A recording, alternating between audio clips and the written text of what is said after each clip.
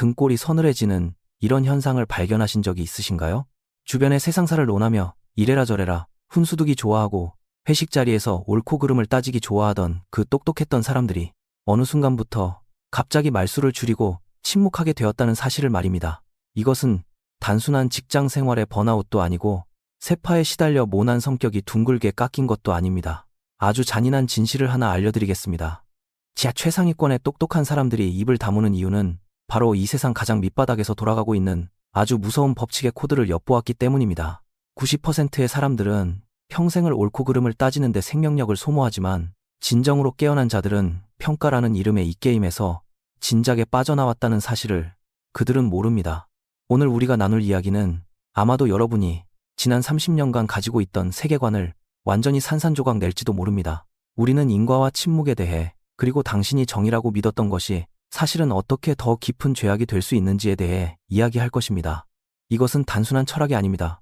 소음으로 가득 찬 이 세상에서 어떻게 당신의 에너지를 지켜낼 것인지에 대한 생존 법칙입니다. 이 인식의 수술을 받을 준비가 되셨다면 딱 1초만 내어 구독 버튼과 좋아요를 눌러주시길 부탁드립니다. 이것은 저에 대한 응원일 뿐만 아니라 시끄러운 세상 속에서 나 자신을 지키겠다는 스스로의 다짐이기도 합니다. 채널을 위한 좋아요와 구독, 공유는 큰 힘이 됩니다. 스마트폰을 열어 뉴스를 보거나 탕비실에서 동료들이 누군가의 뒷담화를 하는 것을 들을 때 당신의 첫 반응은 무엇인가요? 즉각적으로 마음속에서 저 사람은 정말 쓰레기네, 저 사람은 진짜 멍청하네, 이 일은 너무 불공평해라고 결론을 내리지 않으시나요? 그 순간 당신은 스스로가 마치 법관이 된 것처럼 도덕적 우위를 차지했다고 느낍니다. 하지만 제가 말씀드리고 싶은 것은 당신이 그렇게 정의를 내리는 순간 사실 당신은 이미 졌다는 것입니다. 무엇에게 졌을까요? 바로 인과율이라는 거대한 수레바퀴에 진 것입니다.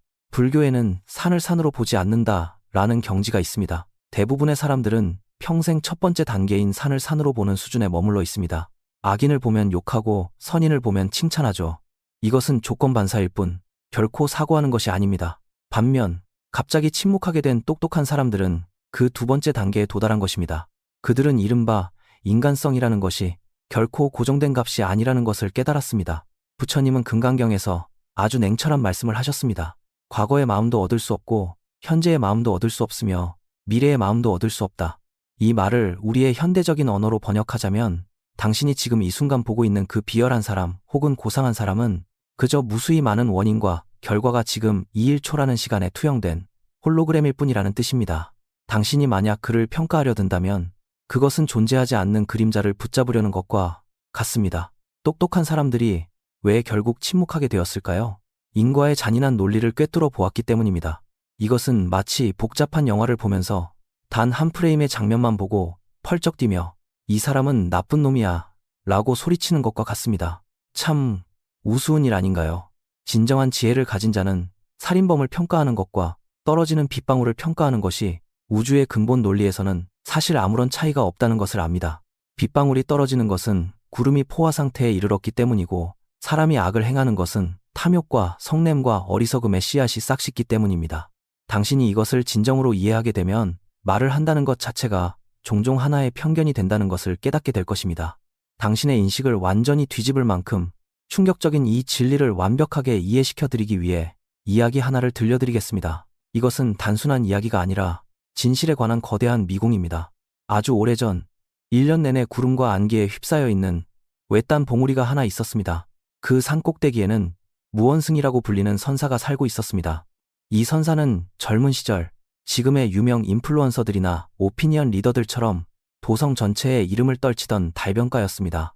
그의 입은 검은 것도 희다고 만들 수 있었고 다른 사람의 위선을 한눈에 꿰뚫어 보았습니다. 당시에 그는 스스로를 정의의 화신이자 중생을 구원하는 등불이라고 여겼습니다. 그러던 어느 날 그는 갑자기 입을 굳게 다물었고 다시는 그 누구도 평가하지 않았습니다. 그해 아찬이라는 젊은이가 돌을 구하기 위해 산에 올랐습니다. 이 청년은 매우 똑똑하고 지능이 높았으며 마치 우리가 실리콘밸리나 최고의 투자은행에서 볼 수 있는 그런 엘리트 같았습니다. 그는 산에 오른 첫날 사찰의 재물을 담당하는 승려가 시주금을 빼돌리는 수법을 대중 앞에서 폭로했습니다. 둘째 날에는 경전을 읽으며 딴 생각을 하는 노승을 지적했습니다. 아차는 매우 우쭐해졌고 이 산에 있는 중들은 모두 얼간이들이며 오직 자신만이 깨어있다고 생각했습니다. 그는 급기야 무원승 앞으로 달려가 이렇게 따져 물었습니다.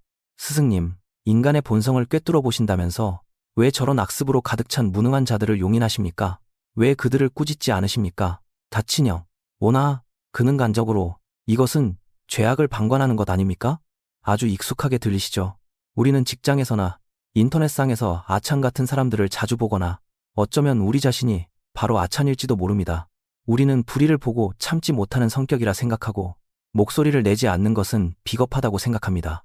무원승은 아무 말 없이 입을 다물고 있지 않았고 단지 딱 한마디를 던졌습니다. 내일 이른 아침 나와 함께 뒷산의 절벽으로 가서 인과의 한 장면을 보도록 하자. 다음 날 동이틀 무렵 아찬은 스승을 따라 절벽 끝에 섰습니다. 그곳에서 아래를 내려다보니 굽이굽이 이어진 산길이 보였습니다. 바로 그 좁은 길에서 아찬의 피를 거꾸로 솟게 만드는 참극이 벌어지고 있었습니다. 그 장면을 한번 상상해 보십시오.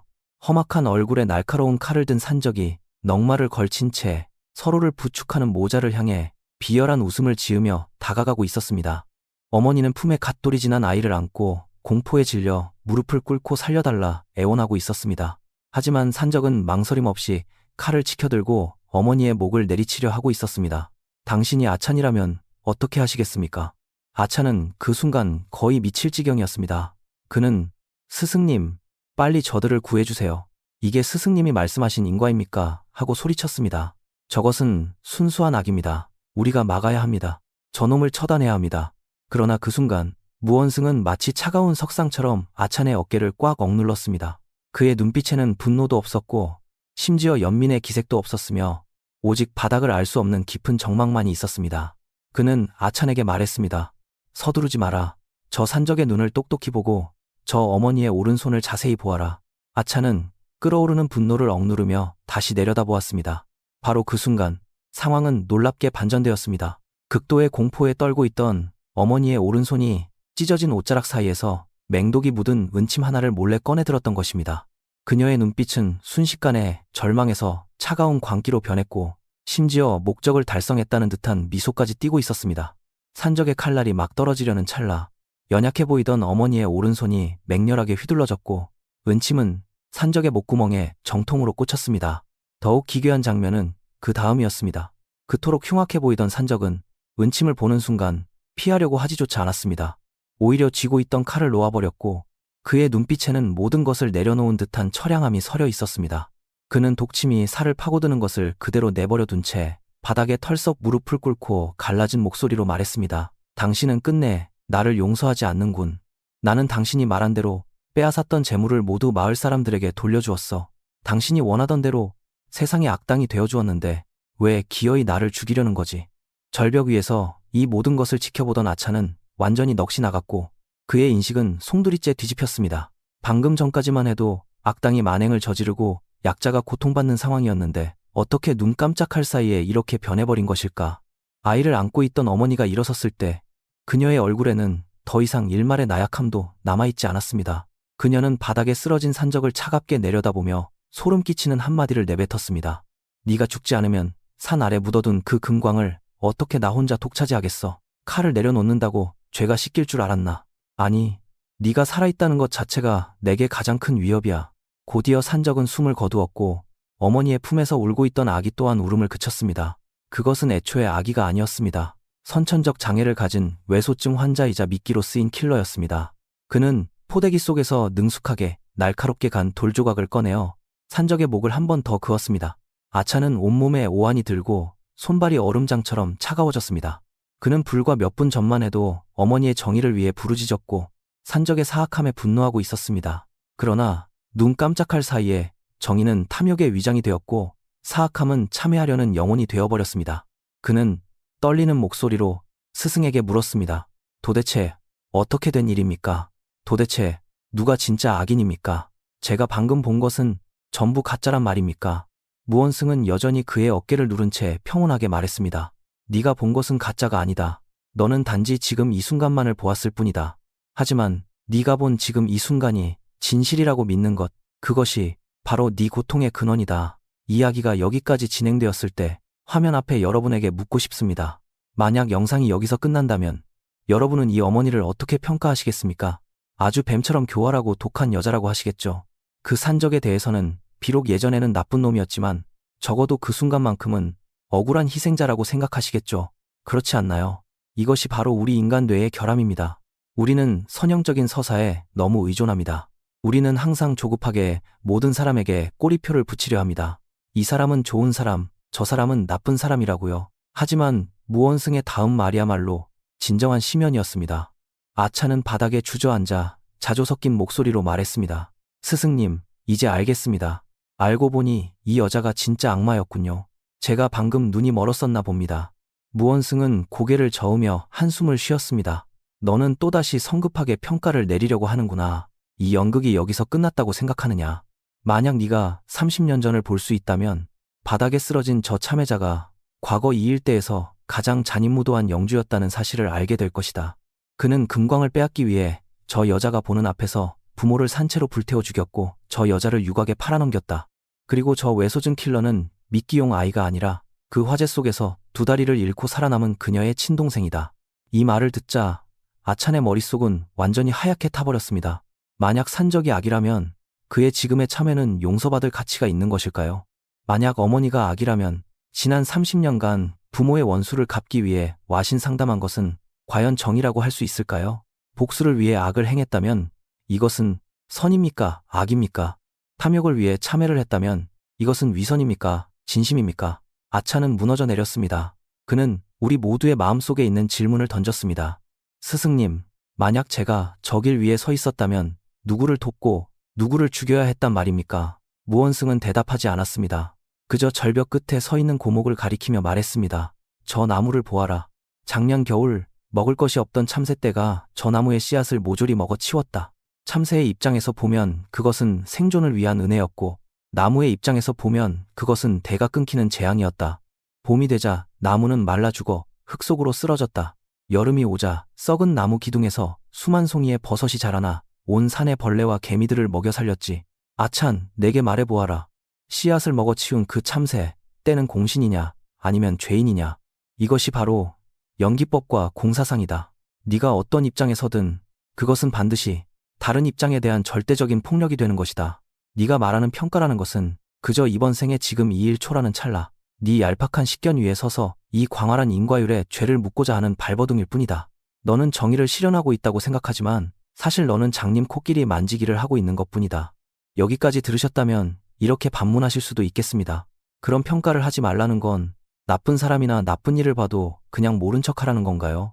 불교의 가르침이라는 게 우리를 피도 눈물도 없는 냉혈한으로 만들려는 것인가요? 당연히 아닙니다.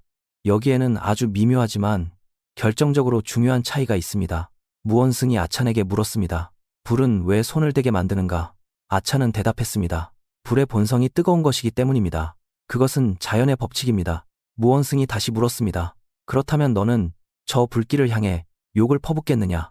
불이 내 손을 대게 했다고 해서 저 불길이 악독하고 도덕성이 부족하다고 비난하겠느냐? 아차는 고개를 저으며 말했습니다. 아닙니다. 저는 그저 불을 멀리 피하거나 올바른 방법으로 불을 이용할 것입니다. 바로 이것이 핵심입니다. 진짜 똑똑한 사람들은 인간 본성의 악함을 볼 때 불이 뜨겁고 얼음이 차가운 것을 보듯 바라봅니다. 저 여자의 한은 인과가 만들어낸 가시이고 산적의 죽음은 업보가 맺은 열매입니다. 당신이 보는 모든 사람은 사실 사람이 아닙니다. 그들은 그저 이 시공간의 한 점에 나타난 인과율의 현상일 뿐입니다. 당신이 이것을 이해하게 되면 더 이상 그 알량한 도덕적 우월감을 가지지 않게 될 것입니다. 당신이 말하는 정의감이라는 것은 많은 경우 당신 마음속 깊은 곳에 있는 하나의 탐욕입니다. 세상이 반드시 당신의 논리대로 굴러가야만 직성이 풀린다는 그 쾌감을 탐내는 것이죠. 당신이 누군가를 악마라고 평가할 때 당신은 사실 타인을 깎아내림으로써 자신의 고상함을 확인받고 있는 것입니다. 이렇게 비교를 통해 얻어지는 우월감이야말로 수행의 길에 놓인 가장 은밀한 함정입니다. 이야기의 마지막, 산골짜기 아래에서는 더 황당한 일이 벌어집니다. 길을 떠나던 어머니와 외소증 동생은 또 다른 산적 무리를 마주치게 됩니다. 그 산적대가 빗발치듯 화살을 쏘아댔고 복수를 위해 30년을 인내했던 여자는 금광을 보기도 전에 피투성이가 되어 쓰러졌습니다. 그런데 그 산적 무리의 두목은 시신을 뒤지다가 그만 오열하고 맙니다. 왜냐하면 그가 방금 자신의 손으로 죽인 사람이 바로 그가 수년간 애타게 찾아 헤매던 친누나였다는 사실을 발견했기 때문입니다. 이것이 바로 인과의 포효입니다. 모든 인간은 스스로 깨어있다고 착각하며 복수를 하고 생존을 꾀하고 탐욕을 부리지만 그들의 모든 발걸음은 파멸이라는 북소리의 장단에 정확히 맞춰져 있습니다. 그 순간 아차는 스승이 왜 침묵했는지를 마침내 깨달았습니다. 이런 거대한 인과 앞에서는 어떠한 언어도 그저 사족에 불과하기 때문입니다. 우리는 그 어떤 영혼도 평가할 자격이 없습니다. 왜냐하면 우리는 그들이 겪어온 지옥을 온전히 볼 수 없기 때문입니다. 이야기가 너무 숨막히게 들리시나요? 하지만 이 이야기가 우리에게 주는 깨달음은 이루 말할 수 없이 밝고 찬란합니다. 진정한 해탈은 평가를 멈추는 것에서부터 시작된다는 것을 알려주고 있습니다. 현대인의 삶을 가만히 관찰해보면 우리 고통의 대부분은 끊임없이 주변 사람과 상황의 점수를 매기는 데서 비롯된다는 것을 알 수 있습니다. 직장 상사가 당신을 꾸짖으면 당신은 즉시 저 사람은 나를 싫어해라고 평가해버리고 그로 인해 분노하고 불안해합니다. 하지만 만약 당신이 무원승처럼 상사의 분노가 그의 숨겨진 실적 압박이나 가정 불화, 심지어 어린 시절의 트라우마에서 기인했을 수도 있다는 것을 볼 수 있다면 당신은 그 부정적인 에너지를 고스란히 받아들여 스스로를 찌르지 않을 것입니다. 상사의 분노를 한낱 불길로 여기게 될 것이고 불을 피하거나 끌 방법을 찾을 뿐 불 자체를 미워하지는 않게 될 것입니다. 불교에서는 이것을 아집을 깨부순다고 합니다. 평가를 멈추는 순간 당신은 스스로를 그 감정의 소용돌이 속에서 건져내게 됩니다. 당신은 극도로 냉정해지고 극도로 효율적인 사람이 될 것입니다. 감정을 소모하는데 시간을 낭비하지 않고 문제 해결 그 자체에 집중하게 되니까요. 그렇다면 구체적으로 어떻게 해야 할까요? 이론만 이야기할 수는 없죠. 실천 가능한 확실한 방법을 제시해 드리겠습니다. 첫째로 3초간의 인과적 여백두기 연습을 해보십시오. 이것은 아주 간단하지만 믿을 수 없을 만큼 효과적입니다. 소셜미디어에서 누군가를 비난하고 싶어질 때나 얄미운 동료의 뒷담화를 하고 싶어질 때 억지로라도 3초만 멈추어 보십시오. 그 3초 동안 스스로에게 한 가지 질문을 던져보세요. 내가 보고 있는 것이 과연 전체의 모습일까? 이 3초간의 멈춤이 바로 당신의 내공이 됩니다. 당신이 보는 것은 그저 빙산의 일각일 수도 있다는 사실을 인지해야 합니다. 당신에게 불친절했던 종업원은 방금 사랑하는 가족을 잃었을지도 모르고 고속도로에서 무리하게 끼어든 운전자는 급히 병원으로 가는 길이었을지도 모릅니다. 이런 가능성을 떠올리는 순간 마음속의 불길은 순식간에 꺼집니다. 이것은 남을 용서하기 위해서가 아니라 당신 스스로를 해방시키기 위함입니다. 왜냐하면 분노와 원망은 본질적으로 자신이 독약을 마셔놓고 남이 죽기를 바라는 것과 같기 때문입니다. 둘째로, 사람 대신 일에 집중하는 인과적 처리법을 배우십시오. 이것은 직장에서 특히 유용합니다.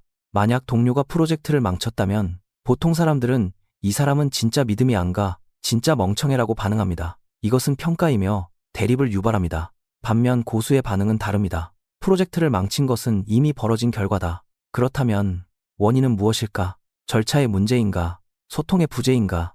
이제 어떻게 수습해야 할까? 라고 생각합니다. 보십시오. 시선을 사람에서 인과율로 옮기게 되면 당신은 더 이상 감정을 배설하는 것이 아니라 마치 엔지니어처럼 버그를 수정하는 사람이 됩니다. 컴퓨터가 다운되었다고 컴퓨터에 욕을 하지는 않잖아요. 그저 코드가 어디서 잘못되었는지 확인할 뿐입니다. 이것은 당신을 직장에서 타의 추종을 불허하는 강력한 존재로 만들어줄 것입니다. 왜냐하면 사람들은 당신을 감정적 동요가 전혀 없는 완벽한 문제 해결사로 인식하게 될 테니까요. 마지막으로 해질녘의 결산이라는 작은 의식을 여러분과 공유하고 싶습니다. 매일 잠들기 전 1분만 시간을 내어 오늘 하루 누구에게 부정적인 평가를 내렸는지 돌아보십시오. 자책할 필요는 없습니다. 그저 마음속으로 그 사람의 그림자를 향해 이렇게 조용히 읊조리세요. 나는 당신의 모든 것을 알지 못하기에 당신에 대한 내 평가를 거두어드립니다. 당신과 나 모두가 해탈하기를 바랍니다. 이 간단한 행동이 당신의 무의식을 완전히 정화해 줄 것입니다. 수면의 질이 좋아지고 속 끓이던 감정들이 씻은 듯이 사라지는 것을 느끼게 될 것입니다. 당신은 법관의 자리에서 내려와 세상을 관조하는 관찰자가 되기 시작할 것입니다.